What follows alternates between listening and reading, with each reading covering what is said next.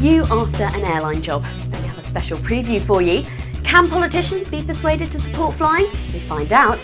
And Arch or Bonhomme, the RedBull Air Race reaches its climax, but is it in the bag? But first, we have a mammoth show today, so if you're short on time, just scroll through to the bit you want to see and come back for more tomorrow, or just sit back and I'll take you through it all. Firstly, let's have a look at what's been happening in the past week. It seems a lot of pilots who want to fly the new breed of personal jet just aren't up to the job. The NBA Safety Committee thinks better guidelines are needed to help people make the jump from prop to VLJ.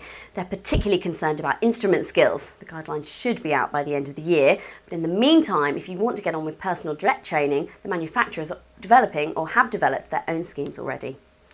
If the US elections are making you yawn, listen up because this might interest you. AOPA have been getting the views of the candidates on general aviation. As usual, there are a lot of words that could mean anything you want them to. But there are also some interesting answers from Obama on the environment and Mccain on FAA funding and reorganisation. It's an interesting read and you'll find it here. If you fly a Cessna Citation in the US, then time at the garage should start to come down. The firm have just announced their new service centre in Mesa, Arizona will open in January. To quote the firm, their specially designed new building will allow them to move aircraft through at increased velocity. The current Long Beach site wasn't big enough. By the way, if you fly in Europe, Cessna have also approved a new service centre for Spain, which they will own themselves, and it should open its doors in 2010. Any guesses who are the biggest helicopter firm in India? Well, Bell seem to be doing rather well. They've just delivered their 100th aircraft in the form of a Bell 412. 100 may not sound much, but the firm now has 50% of the market. Now, you can wait years to get some things. 5 years for a Rolls Royce, 2 years for a Birkin bag, and 2 years for Eclipse 500. No longer. Eclipse have 28 to sell, and fast. The aircraft were meant for dayjet, but since the US air taxi operator collapsed in September, they don't need them anymore. You'll have to buy them in dayjet corporate colours, but they are ready now. Have you ever really considered what you'd do if you had engine failure over the water? In a fixed-wing aircraft, you might try gliding to the shore, but in a helicopter, you're pretty much going down. Not any longer. Apical emergency floats have added the MD369 and the MD500 to the types they can now save with their emergency floats. As long as you remember to push the button below 5,500 feet, the bags inflate rapidly, allowing you to land on the water. In fact, the latest models are so good, you can even take off again.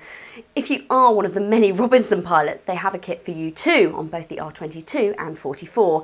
It's not cheap at 30,000 US or 23,000 euros. It weighs at least 40 pounds in weight or 18 kilos and it'll slow you down. But if you cross water regularly, it might be worth the reassurance. Talking of getting close to the water, but deliberately so, Austria's Hannes Arch goes into the weekend's last round of the RedBull Air Race in Perth in a comfortable lead.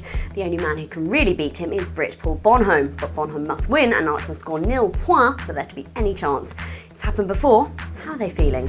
Yeah, last year was not ideal for me. The press release said I'd win the competition or the championship, but on the day Mike won it for some reason.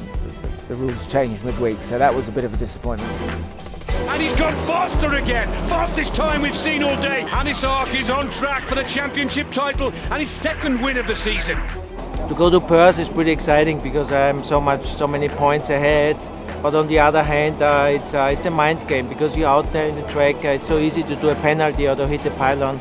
So if the same would happen to me, then what happened to Paul, it would screw up everything. The weekend event gets underway on the 1st of November. Finally, before we go on to our special features, have we been visited by aliens? And more importantly, did we nearly blow them up?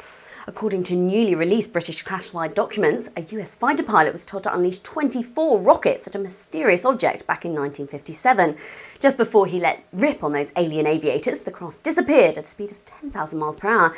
That's about 8,696 knots, if you're interested, although we're not sure if that's indicated or actual airspeed.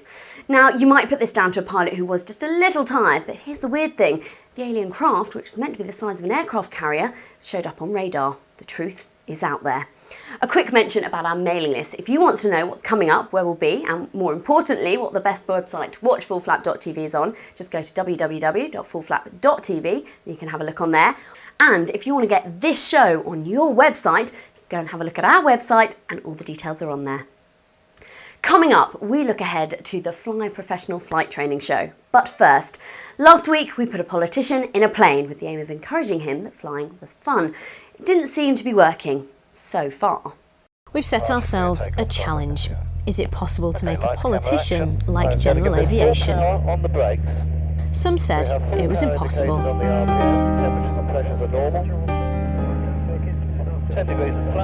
Could Damien be filled with the miracle of flight as we soar into the sky? And the aircraft is accelerating. 55 knots and up she goes. No, clearly not. As we rise into the sky, nature blows at us hard, making it one of the most turbulent days of the year. Our mission seems to be over and ending in defeat. And now it's raining. Perhaps a glimpse of home would help. Got a good view of central London on your left-hand side there. There we are. Get the binoculars out. I see Ken waving. I suppose it's a better way of getting round the M25 than actually being in a car.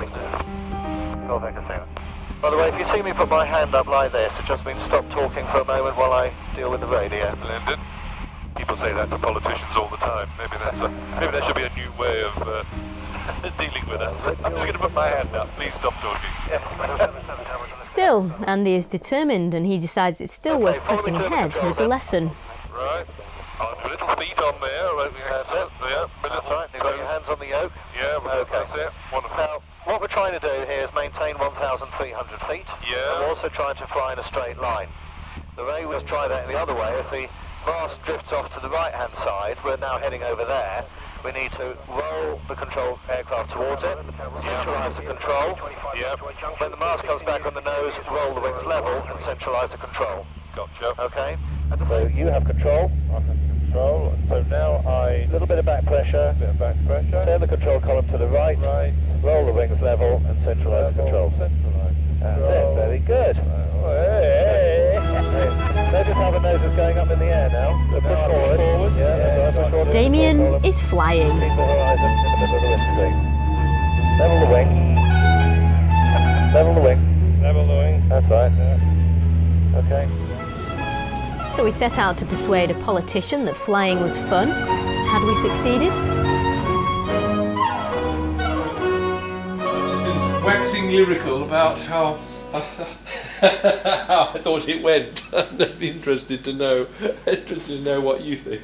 Right. Well, you did very well, actually. Honestly? Yeah, I mean, honestly. Honestly, you did, because remember, this is an air experience flight. Yeah. We're not expecting high standards or great airmanship or anything like that. Yeah. What we need you to do is, the original aim was to control the aircraft in all three axes, Yeah. which is in pitch and roll and yaw. Yeah. And you did all three of those, and you did them very well. Really? Yeah. Because Okay. at the end, do you think it was? See, at the beginning, I just felt you know, like you're overwhelmed by it. It's a bit like getting on a bike. But towards the end, I really began to feel, when we were doing a part of it, I actually began to feel I can really do this. I can Success? really instinctively. People love getting in a sports car, but what they really want to do is to drive. Perhaps it's just the same in an aircraft. Perhaps the secret is to let them have a go themselves and let them discover too that incredible world where we gather. It's actually well within the grasp of anybody. I thoroughly enjoyed it. We'd like to thank everyone who took part in that feature for being such great sports. Now, here at fullflap.tv, we're going to be at a wide variety of events over the coming year, everything from GA events like Aero Expo Europe to events like this.